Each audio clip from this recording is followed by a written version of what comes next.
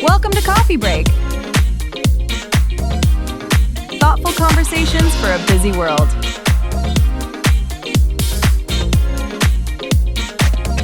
Let's begin. So I want you to take a second and just picture your ultimate goal. Right, whatever that big thing is for you. Exactly. I mean, Right. really picture it. Put yourself right there in that exact moment. Maybe it's the promotion you've been, grinding toward for the last 5 years. Oh yeah, complete with the corner office. Yes.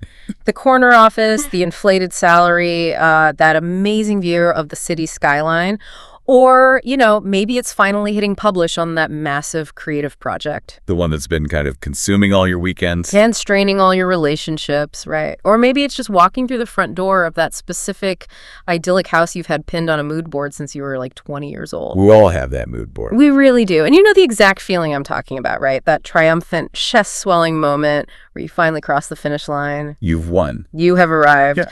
But I want to ask you a simple and honestly a deeply unsettling question today. What if getting exactly what you want is actually the worst thing that could possibly happen to your motivation? Yeah, it's a terrifying proposition. Yeah.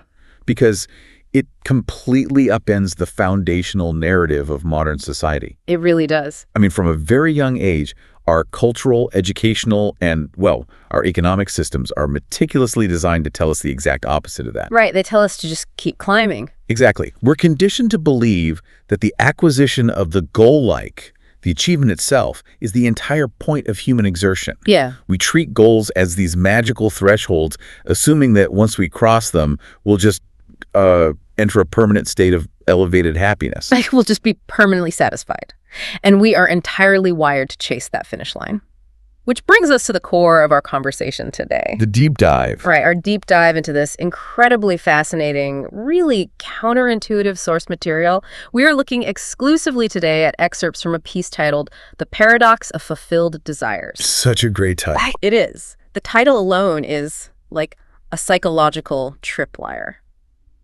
So our mission today is to thoroughly deconstruct this profound question posed by the text. What actually happens to the human mind when you get everything you thought you wanted? And we're going to really examine the neurobiology and the psychology behind why reaching the absolute peak of your ambitions often reveals this really surprising, echoing void. A void, yeah, which sounds so dark, but we have to unpack it. We do. And to do that effectively, we have to recognize that this text is challenging our fundamental neurobiological operating system, Right. We're going to break down this psychological trap known in behavioral science as the arrival fallacy. The arrival fallacy. Exactly. But we aren't just going to look at the problem. We're going to explore the mechanics of human motivation to understand why our psychological survival depends almost entirely on finding meaning in the friction. The friction of the pursuit itself. Yes. Yeah. Rather than just, staring at the static trophy on the mantle, we have to figure out how the brain processes desire versus how it processes acquisition. Okay, let's unpack this. Because I want to start by looking at the specific phrasing of the source text, particularly that term, paradox of fulfilled desires. It's a loaded phrase. It is, because by definition, fulfilling a desire should just be the resolution of a problem, right? Like if I am hungry and I eat, the desire is fulfilled. The problem of hunger is solved. Exactly. It seems completely linear. So we need to establish why the author considers fulfillment, especially when it comes to our larger life-defining ambitions, to be a paradox. Well, to understand the paradoxical nature of fulfillment, we have to look really closely at the anatomical structure of desire itself. Like, what is a desire fundamentally? Right. What's actually happening when we want something? Whether it's a desire for a new car, a promotion, or a romantic partner, desire implies a profound lack of something. A lack. Yeah, it is a state of reaching. It's this state of psychological stretching toward an object or a status or a feeling that you do not currently possess. So it's defined by what's missing. At its core, yes. Desire is an acknowledgement of an absence. I mean, you cannot desire what you already have. Oh, wow. Therefore, the very act of fulfillment inherently destroys the desire. Because the acquisition eliminates the very state of reaching. Precisely. And the paradox emerges from how we spend our time. I mean, we spend the vast majority of our waking lives expending massive amounts of cognitive and physical energy trying to eliminate our desires. By fulfilling them. Right. We work 80-hour weeks, we save money, we strategize all to extinguish this feeling of lack. Yeah. Yet the moment we succeed, the act of fulfillment removes the very driving force that gave our days rigid structure, deep meaning, and forward momentum. It's like we spend our lives trying to extinguish the fire that's actually keeping us warm. That's a perfect way to put it. We extinguish the fire that keeps us moving forward. And that structural element is so crucial. The desire is what gives the day its shape. It actually makes me think of how the brain interacts with chaos and order. Like, think about a beautifully complex puzzle. Let's say it's a massive 2,000-piece jigsaw puzzle of a starry night sky. The ones that are mostly just solid dark blue. Yes, the impossible ones. And you've been working on it for 6 months. It has taken over your entire dining room table. You're mildly obsessed with it at this point. Mildly. Try completely. You come home from work, and instead of passively watching television, you are hunched over this table, scanning for hours just to find the exact right shade of midnight blue. Right, because it structures your evening. Exactly. It gives you a micro sense of purpose. You are actively taking chaos, which is just a box of disjointed cardboard shapes, and you're forcing it into order. Yeah, your brain loves that. But then the inevitable moment comes. You find the final piece. You hold it in your hand. You feel that massive rush of anticipation, and you click it into place. And your psychological state completely shifts in that exact millisecond. It's almost violent how fast it shifts. For about 3 seconds, you feel this immense sense of pride and completion. And then the excitement vanishes completely. The puzzle is dead to you. It really is. It's just a static picture sitting on a table. You don't want to look at it anymore. You certainly don't want to take it apart and do it again. You usually just end up putting it back in the box. Right. The joy, the entire neurobiological engagement of the exercise was in the solving. It wasn't in the solved state. Yeah. The fulfillment of the desire to finish the puzzle literally killed the joy of engaging with the puzzle. The puzzle scenario is a perfect microcosm of the core argument here. Wow. While you were building it, your mind was deeply engaged in a state of slow. You were actively negotiating with complexity. Right. The desire to finish was the engine driving your engagement, but the engagement itself was the actual reward. Wow. Okay. Once the puzzle is whole, there's no more chaos to order. The lack is gone, and so is the cognitive engagement. The completed puzzle offers no further interaction. It requires nothing from you. Nothing. The paradox is that you wanted to finish it, but finishing it ended the very activity that was giving you a sense of flow and purpose. But if we extrapolate that, right, beyond jigsaw puzzles to our actual lives, like our careers, our relationships, our creative pursuits, it raises a fairly dark question. It does. If fulfillment is inherently a paradox that kills our drive, does that mean human beings are biologically and psychologically wired to be perpetually dissatisfied? So, Is the concept of lasting satisfaction just a complete biological illusion? Because if the human baseline is permanent dissatisfaction, that casts a very bleak shadow over how we organize our entire society. it definitely casts a bleak shadow if we view it through the utopian lens that society sells us. Right. But if we view it through the lens of evolutionary biology, it makes perfect, ruthless sense. Ruthless sense. I like that. Are we wired for perpetual dissatisfaction? Yes, Yeah. absolutely. We are. Evolutionary biology dictates that an organism that is perfectly, permanently satisfied is an organism that is going to be outcompeted and eventually go extinct. Wait, really? Extinct? Think about it. If our ancestors ate a large meal and felt permanently satisfied, they would stop hunting. They'd stop foraging. Oh, and they'd eventually starve to death when the winter came. Exactly. If they found a decent cave and felt permanently satisfied, they would never innovate. They never build better shelters, never migrate to better climates. So dissatisfaction is the evolutionary engine of human progress. It is a feature, not a bug. Okay, so the dissatisfaction isn't the trap. The dissatisfaction is just the biological reality of how a species survives and dominates its environment. The dissatisfaction is the baseline. The real trap is how modern society programs us to ignore this paradox. How so? We have built an entire global economy on the promise of permanent satisfaction.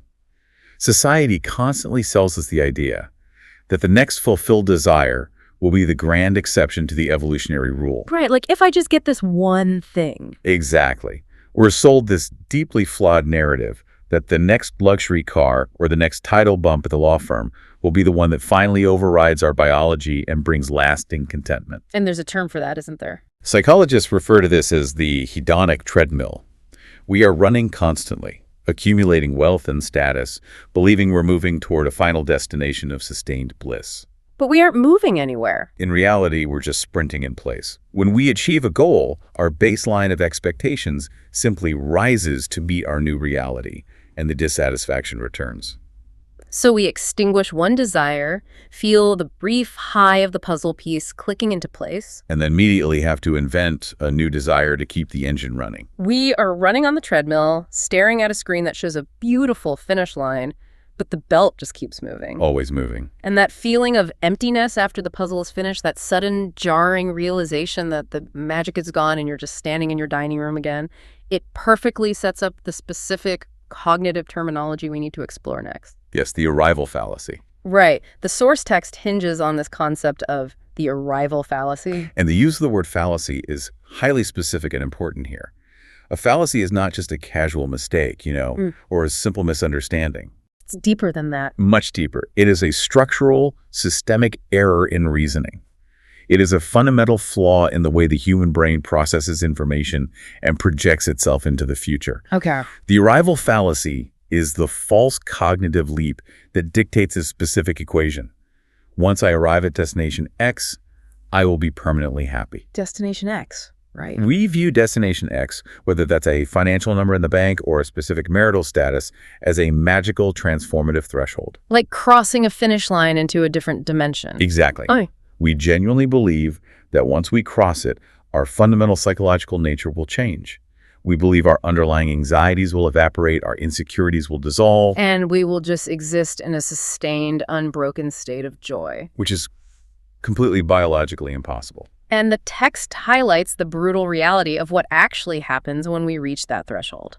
It points out that reaching the mountaintop often reveals what it calls a surprising void. Void, yes. We need to paint a highly granular picture of what this arrival fallacy looks like in the wild, because it's something almost everyone experiences but rarely identifies. Let's do it. Imagine you have been grinding for a decade to get a specific, highly coveted title at your corporation. Okay. Let's say it is senior partner. You have sacrificed your 20s and 30s for this. You have worked every weekend. You have missed your kids' soccer games. You've alienated friends. Right. And you have internalized unimaginable chronic stress. All because you deeply, fundamentally believed that this title was the key to unlocking your life's happiness. The title was the justification for the suffering. Exactly. Yeah. You have placed the entire burden of your psychological well-being onto a future event. Which is so dangerous. It is. And then the day finally comes. You get the email from the board. You get the heavy glass plaque with your name etched into it. You pop the ridiculously expensive champagne with your colleagues. You do. The dopamine hits your system, and it is absolute euphoria. You feel validated. For about a day. Right. Because then you wake up the next Tuesday, the champagne is gone. The plaque is just sitting on your desk gathering dust. And the reality sets in. Yeah. You still have to do your laundry. You still get stuck in the exact same miserable traffic on your commute. Your lower back still aches from sitting in a chair for 10 hours a day. And the underlying existential anxieties you had before the promotion, they are still sitting right there in your passenger seat. They haven't gone anywhere. Your baseline level of happiness returns exactly to where it was before the promotion. That Tuesday morning commute, that is the surprising void. And it is referred to as a surprising void, because the contrast between our intense psychological expectation and our mundane reality is so jarring. Because we expected magic. Exactly. Because of the arrival fallacy, we subconsciously expect a choir of angels to follow us around. We expect to feel fundamentally, permanently different in our own skin. We expect the biology of our brains to be rewritten by a corporate title. But instead, we just find the cold air of a Tuesday morning and the sudden creeping realization that there's nowhere left to climb on that particular mountain. The illusion that the future will save us is shattered. Completely shattered. But let's dig into the mechanics of that void. Why does it physically feel like emptiness? If we achieved the thing we wanted, if we got the money and the status, shouldn't we at least feel a lingering sense of peace? You would think so. Right. Even a baseline contentment, even if it isn't sheer, unadulterated euphoria. Why does achieving the ultimate goal often trigger a depressive episode? Well, to understand the depressive nature of the void, We have to look closely at the structural mechanics of a pursuit. Okay. The void is not actually an emptiness in the environment. It's the sudden, catastrophic absence of the structure that the pursuit provided for your cognition. The structure. Yeah. Think about a literal mountain climber attempting to summit Everest. For 2 years, that mountain gave the climber's life absolute, unshakable direction. The direction was simply up. Up. Every single decision they made, every calorie they consumed, every piece of highly specific equipment they researched and bought, every morning they woke up to train, it was organized around that single, unifying focal point. The goal acted as a gravitational center that ordered their daily chaos. The mountain provided the script for how to live every single day. And the void you feel at the peak is the sudden, terrifying freedom of having no immediate direction. Exactly. The structure of your daily life has collapsed because its purpose has been utterly fulfilled. You are no longer organized by a goal. You are adrift. Wow. And from a neurobiological standpoint, when you are in pursuit of a major goal, your brain is providing a steady, regulated drip of dopamine to keep you motivated to take the next step. Because dopamine is the motivation molecule, right? Exactly. It's not the reward molecule. It is the molecule of anticipation and motivation. When you reach the peak, you get a massive spike of dopamine. But then the brain realizes the pursuit is over. The anticipation is gone. The dopamine levels crash, often dropping significantly below your original baseline. That chemical crash, combined with the loss of daily structure, is what creates the profound sense of emptiness, the void, on that Tuesday morning. That reframes the entire concept of ambition. The mountain wasn't just a physical or career goal. It was the psychological scaffolding of your entire identity while you were climbing it. Yes, the scaffolding. And when you achieve the goal, you are effectively kicking away the scaffolding. And suddenly the building of your identity feels incredibly unstable. It's terrifying. This terrifying freedom, this lack of structure, it connects logically to a very specific and frankly dangerous phrase in our source text. Oh, the phrase about what we thought we wanted. Yes. The text asks, what happens when you get everything you thought you wanted? That single word thought carries an immense amount of weight in this conversation. It carries the entire weight of human cognitive bias. Let's get into that. When we analyze that word thought, we're diving deep into the flaws of human psychology. Human beings are universally and demonstrably notoriously bad at predicting their own future emotional states. We really are. In cognitive psychology, this phenomenon is called affective forecasting. We are terrible at predicting how a future event will make us feel, how strongly we will feel it, and how long that feeling will actually last. We assume the promotion will make us ecstatic for years. When in reality, it makes us happy for a weekend. Right. Exactly. We suffer from something called impact bias, where we overestimate the duration and intensity of our future emotional reactions. So we thought we wanted the trophy. We projected our deep, complex human desire for happiness, security, and meaning onto a physical object or a specific societal status. But what we actually crave at a biological and psychological level is the feeling of competence, the friction of overcoming obstacles, and the forward momentum that comes from chasing the trophy. Yes. We conflate the object of our pursuit with the psychological benefits of the pursuit itself. We think we want to be the CEO, but what our brain actually enjoys is the complex problem-solving required to become the CEO. Okay, here's where it gets really interesting because I have to offer a pushback here. Let's hear it. We need to define the limits of this psychological theory. Isn't it a little bit intellectually arrogant for psychologists or philosophers to declare that human beings don't actually know what they want? How do you mean? Well, let's strip it down to basics. If I am standing outside in a blizzard in sub-zero temperatures and I am freezing cold, I know exactly what I want. You want a blanket. I want a heavy wool blanket. And when I get that blanket, I wrap it around myself, my body temperature regulates, and I am satisfied. Right. There is no arrival fallacy there. I am not suffering from impact bias. I wanted a specific thing, I acquired it, and it solved my problem perfectly. That's true. So why do we confidently apply this "you don't know what you want" fallacy to our bigger, more complex life goals? That is a vital distinction to make, and it's crucial to untangle the biology from the psychology here. Your pushback highlights the difference between homeostatic regulation and open-ended psychological desires. Okay, break that down. You are absolutely right regarding acute physical needs. If you are freezing, you want a blanket.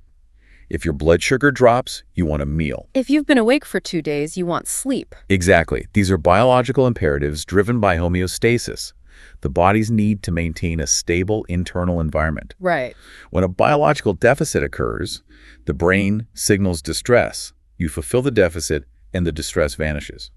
There's absolutely no fallacy in fulfilling biological imperatives. The blanket works every single time. Because the blanket is solving a finite physical problem. Exactly. The arrival fallacy, effective forecasting errors, and the paradox of fulfilled desires apply specifically to complex, identity-based psychological desires. The mountaintops. We're talking about the mountaintops, not the baseline survival needs. The things we thought we wanted. The prestige of a certain career, the massive accumulation of wealth beyond what we need for security, the specific societal validation of a certain type of marriage or house.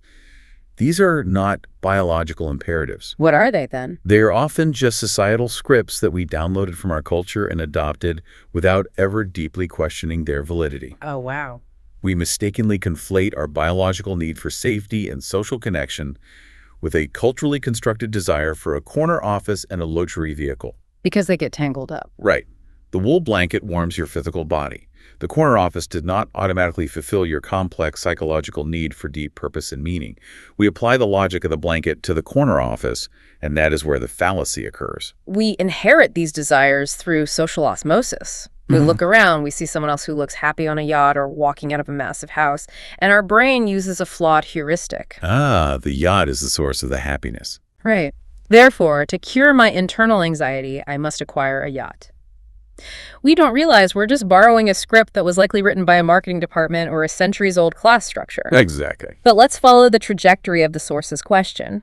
What actually happens after you get what you thought you wanted? You get the yacht, you get the title, and you have that terrifying Tuesday morning realization that the script was a lie and it didn't fix your internal state. The crisis. Right. The source poses the question, but what is the psychological reality playing out in real time?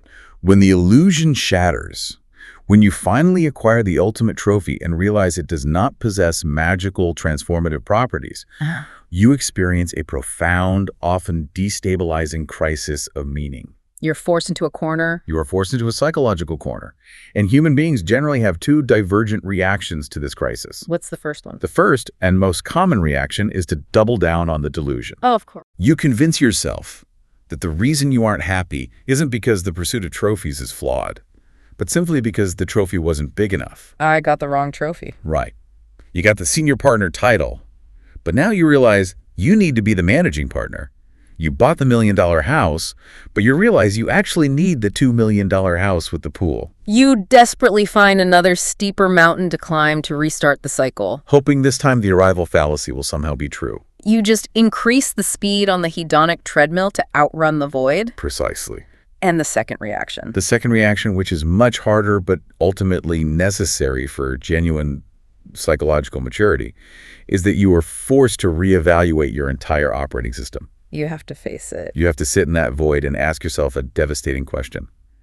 If achieving my ultimate lifelong goal didn't bring me lasting peace, then my entire strategy for finding peace in this world is fundamentally flawed. That is heavy. You have to admit that the map you have been using to navigate your life is drawn completely upside down. It is an existential blank slate. It's terrifying because you lose your scaffolding. But it is also the only place from which true, unshakable wisdom can actually begin to develop. A crisis of meaning that demands a new map.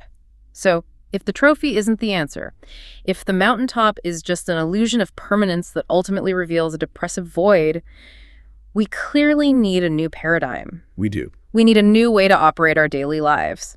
How do we logically shift our cognitive focus from the end goal, which we've established is fleeting and dangerous, to the journey itself? Because the journey is where we actually spend the measurable seconds of our lives. To make that shift, we have to actively deconstruct the false dichotomy between the trophy and the pursuit. Okay. We need to contrast the fundamental nature of these two concepts. Let's look at the trophy first. What is a trophy, objectively? It's an object. A trophy is static. It is a heavy, inanimate object that sits on a shelf and slowly gathers dust. More importantly, from a psychological perspective, a trophy exists entirely in the past. In the past. The moment you are handed the trophy, it becomes a historical artifact. It is a monument to something you did, not something you are doing. It requires no further action from you. It is, in a psychological sense, dead. The achievement is immediately relegated to history. Exactly. Yeah. Now, contrast that with the concept of a pursuit. A pursuit is inherently dynamic. It's active, It requires energy. constant energy, Yeah. microadaptations, resilience, problem solving. Most crucially, a pursuit exists entirely and exclusively in the present moment. And the present moment is the only place human consciousness actually experiences life. Exactly. Furthermore, our neurobiology fiercely supports the pursuit over the trophy. As we touched on earlier, our brains reward us with dopamine, not just for achieving a final goal, but for taking actionable, friction-filled steps toward a goal. This is where we need to dive into the specific neuroscience, because it completely changes how we view motivation. Let's look at the famous experiments conducted by neuroscientists studying dopamine in primates. The monkey studies. Yes, they trained monkeys to recognize a light coming on as a cue. When the light came on, if the monkey pressed a lever 10 times, it would receive a squirt of sweet juice, the reward. Okay, so light lever juice. Initially, scientists thought the dopamine spike would happen when the monkey got the juice. Which makes sense, right? That's the reward. But they discovered something radical. The massive spike in dopamine occurred when the light came on, the cue that the pursuit was beginning. Wait, really? Just from the light? Yes.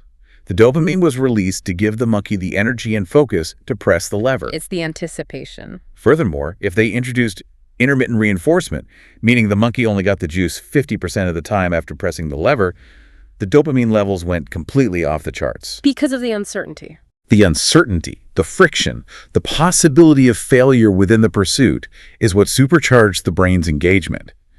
The human brain is neurologically optimized for the hunt, not the feast. Wow. The feast is just the brief rest period before the next hunt begins. Optimized for the hunt, not the feast.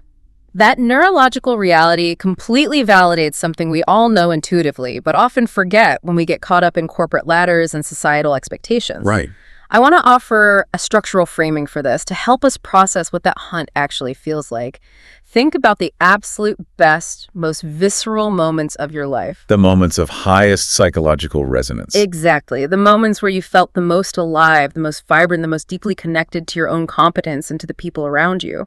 Were you sitting completely still in a silent room by yourself, holding a piece of metal or staring at your bank account balance?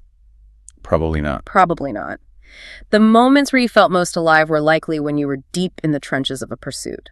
Yeah, you were working late on a difficult project alongside people you deeply respected. Laughing through the sheer exhaustion, trying to overcome a seemingly impossible logistical challenge. You were covered in dirt and grease, swearing at a broken engine you were trying to rebuild. Or you were sitting on the edge of your bed, struggling for hours just to transition smoothly between two difficult chords on a guitar. The magic of human experience is almost always found in the friction of the struggle. The camaraderie and engagement of the struggle is infinitely richer and neurologically more rewarding than the cold isolation of standing on the podium. If we connect this neurobiology and this lived experience to the bigger picture, shifting your cognitive framework from a trophy mindset to a pursuit mindset is exactly what makes you bulletproof against the surprising void we discussed earlier. Bulletproof? How? If your entire identity, your sense of self-worth, is inextricably tied to being the person holding the trophy, the void will destroy you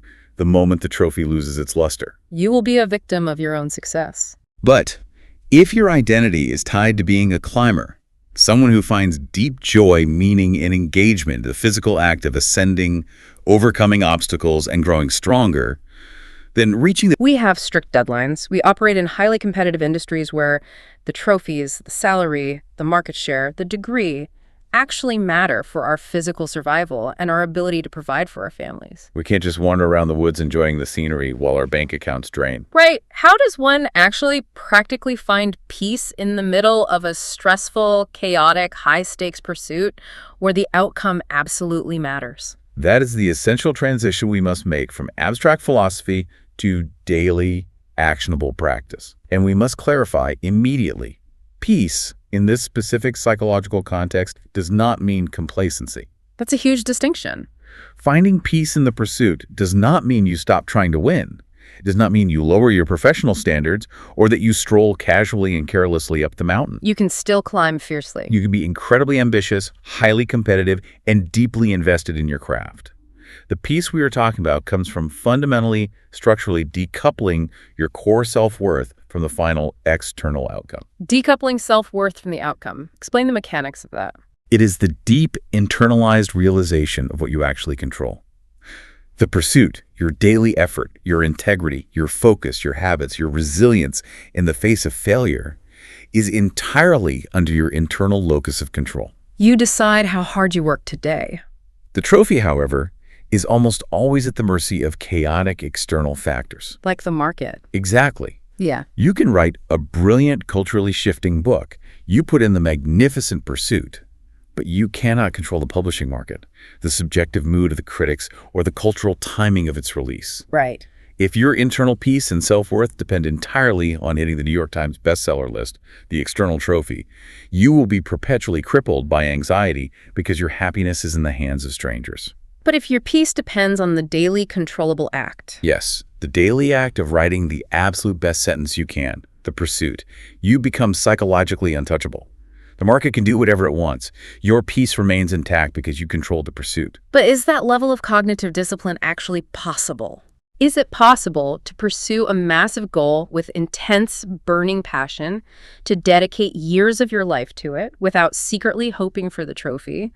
I mean, can we truly trick our neurobiology into ignoring the finish line? That raises an important question. Because if I am waking up at 4 a.m. every day to train for a marathon, putting my body through absolute agony, I am not just running to run. I desperately want to cross that finish line at a very specific time. I am driven by the outcome. This touches on the fundamental utility of goals. The objective here is not to trick your brain into ignoring the finish line, or to pretend that the outcome doesn't exist. Okay. Goals are absolutely necessary for human progress. Yeah. Without them, we stagnate. But we have to fundamentally change the function of the goal in our cognitive architecture. How so? Think of the goal, the finish line, not as a final destination where you will finally be allowed to experience happiness, but simply as a vanishing point in a perspective drawing. A vanishing point. I really like that. Let's explore that visual. In a complex painting or architectural drawing, the vanishing point is a single dot on the horizon line. Every single line in the drawing, every building, every road is drawn in relation to that point. It gives everything scale. The vanishing point gives the entire canvas scale, depth, direction, and structural reality. Without the vanishing point, the drawing is flat, chaotic, and meaningless. Right. But, and this is the vital concept, you cannot physically stand on a vanishing point. It is an illusion that organizes the present reality. It exists solely to give structure to the space you are currently in. Precisely. Your goals, the promotion, the marathon time, the finished book, are your vanishing points. They are vital because they give your daily pursuit absolute direction. They organize your chaotic energy into a structured, forward-moving vector. If you want to run a 3-hour marathon, that specific goal dictates exactly how you must run today. But you don't stare endlessly at the vanishing point. You establish the point to set your course. And then you focus entirely on the canvas in front of you. You look down at your feet, you focus on your breathing, you adjust your stride, you feel the burn in your lungs. The goal is the vanishing point that organizes the drawing. The pursuit is the act of painting the canvas. The act of painting, exactly. That is a magnificent framework, and it requires a very specific cognitive shift to pull off. It is about how we frame our own identities. Right. The language we use. Think about the language we use to describe our ambitions. We almost always frame our goals as nouns. We want to be a published author, a millionaire, a senior vice president, a marathoner. We want to become a static thing. But a noun is just a trophy. It is dead. To implement this vanishing point philosophy, we have to verbally and cognitively reframe our goals from nouns to verbs. We have to move from a state of being to a state of doing. Yes. Instead of agonizing over the static future state of being a published author, which is an outcome you cannot entirely control, you shift your entire locus of focus to the daily, active, present tense act of writing. Because writing is a verb. Writing is a verb. It is a pursuit. Instead of fixating on the noun of being rich, which creates immense anxiety about the future, you focus on the daily, controllable verbs of building value, learning skills, or managing resources. It changes everything. When you shift your identity from the noun to the verb, you forcefully take your psychological power back from an uncertain, chaotic future and place it squarely in the present moment, right where you are standing. You find peace in the execution of the daily act, regardless of whether the noun ever materializes. And by making that deliberate linguistic and cognitive shift from noun to verb, you are actively dismantling the arrival fallacy in real time. You are retraining your neurobiology. You are teaching your dopaminergic system that the ultimate reward is not waiting at the end of the rainbow in some mythical future. The reward is the neurological engagement of walking the path itself. When you successfully rewire your brain to believe that, the paradox of fulfilled desires ceases to be an existential threat. Because your fundamental desire is no longer to reach a final state of completion and stop moving. Your desire is to engage deeply, continually, and meaningfully with the friction of the process of living. You know, just over the course of navigating these concepts, my own perspective on my immediate ambitions has shifted drastically. It's a lot to process. It is. Looking back at the deep philosophical and biological journey we have taken today, we started by confronting the deeply unsettling paradox of fulfilled desires, exploring how getting exactly what we want can ironically extinguish the very psychological fire that keeps us moving forward. We navigated the chilling reality of the surprising void. And that systemic cognitive trap of the arrival fallacy waiting for us at the top of the mountain.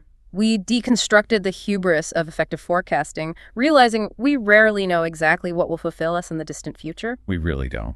And finally, we discovered that true, unshakable meaning and neurobiological engagement are not found statically in a heavy trophy from the past, but dynamically in the energetic, present-tense friction of the pursuit. We learned how to use our goals as vanishing points. To organize our daily canvas, rather than as conditions for our future happiness. It is a profound paradigm shift. And as we close this exploration, I want to leave you, the listener, with one final, perhaps slightly haunting philosophical question to mull over as you return to your daily routines. I'm ready. We have established today through biology and psychology that the true joy and meaning of human life are found in the friction, the growth, and the active engagement of the pursuit, and that the mountaintop is often just an illusion that breeds a surprising void of purpose. Right. If we accept that premise as true, does that mean the greatest tragedy in life isn't actually failing to reach your monumental goals, but rather succeeding so quickly and so easily that you never got the chance to fully experience the life-giving friction of the climb? Wow. Succeeding so quickly that you bypass the friction of the climb entirely. Yeah. That completely flips the concept of failure on its head. That is a thought that is going to stay with me for a very long time. Thank you so much for joining us on this exploration. It was a pleasure. And whatever ultimate goal you pictured at the very beginning of this conversation, that specific house, that corner office, that massive creative project, I hope you don't just stare at it from afar waiting for it to save you. I hope you use it as your vanishing point, get out there, embrace the friction, and truly find peace in whatever climb you are facing today. Come on.